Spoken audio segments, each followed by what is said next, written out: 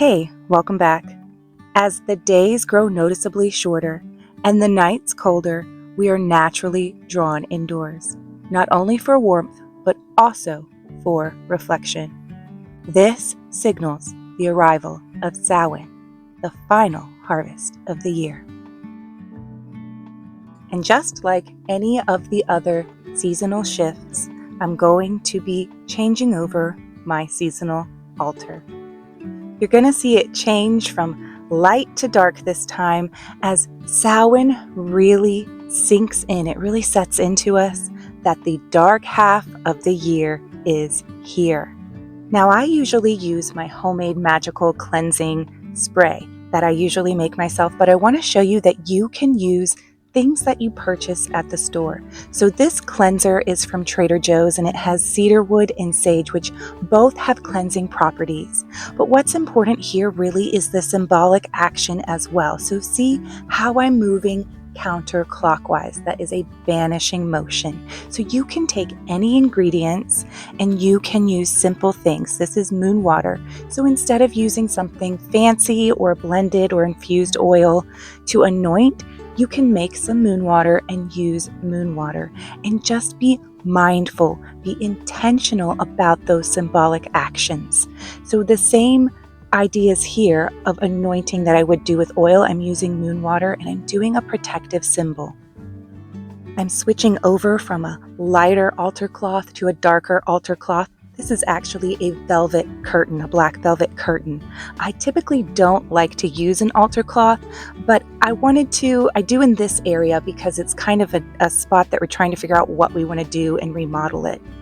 These moss skulls I made a couple years back, and I will link them below because the tutorial is on my TikTok, but I really liked using them to represent decay and death, but also like resting and composting, bringing something new, bringing something back.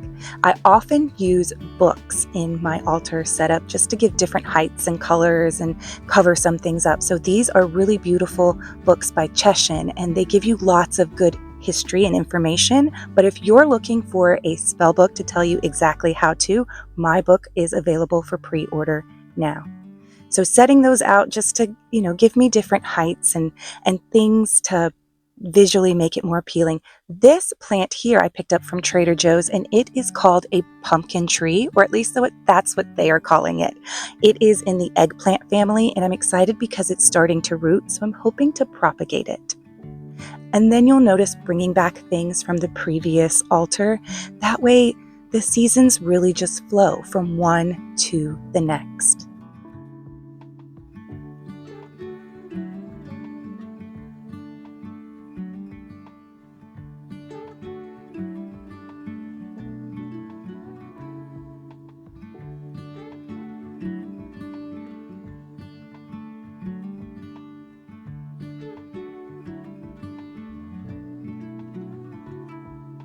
Soul cakes were a medieval English tradition. Children would go door to door singing for these cakes in exchange for prayers for the deceased. So it's a practice that eventually evolved into our modern day trick-or-treating. Now you can use any type of scone or sweet biscuit recipe for a soul cake recipe. I'll link the one that I use down below and a couple other ones that I suggest. Mine is made with almond flour and pumpkin, so you can use anything that you really like. Think about the symbolism though if you really want to turn it into kitchen witchcraft. Pumpkin for abundance, we've got nuts for abundance, we've got almond flour, wheat, whatever you're using. Just make sure you're communicating to those ingredients, and remember that whoever is eating this, you are bestowing those blessings on them. If you are offering it, you are giving those blessings, you are offering those blessings to the spirit. So if you're making like a scone or a biscuit, you might cut it out or punch it out. I have to form mine since mine are made with almond flour.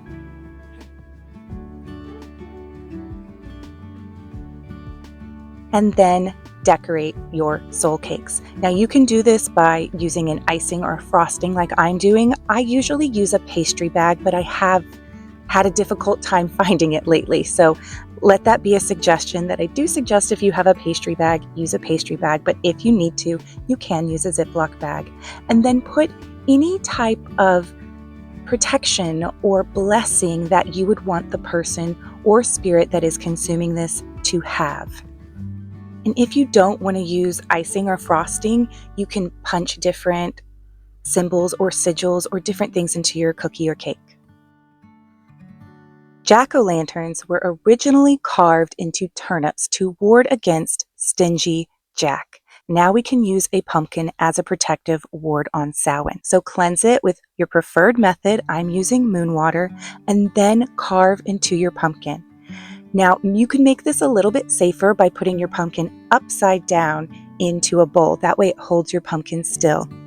I learned this a long time ago when I was little watching Martha Stewart, and I have carved my pumpkin this way by cutting into the bottom ever since. But I want to know what you do. Do you cut into the top or cut into the bottom? So cleaning out your pumpkin, be sure you're holding on to these. Save some of these seeds because they work great in abundance or fertility or prosperity magic.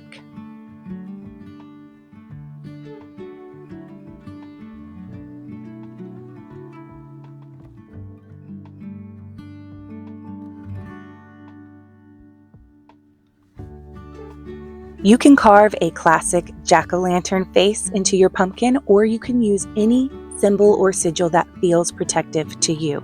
So carve that into your pumpkin and be sure that you save those little cut out pieces because you can wash them off and use them in some more magic. Like imagine this in some kitchen magic where you roast this up and put it into your dish, or that you dry it out and use it as something in a magical working.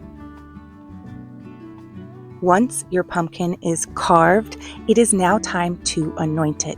You can again use various things to anoint it. I'm using a protection oil here because the point of this working is a protective ward. And then a sigil, whatever you like to do. In my book, there is my favorite method for making a sigil, but there are so many different ways that you can make a protective sigil. And then the final thing you want to do is either put incense into your pumpkin, or you can also put a candle into your pumpkin.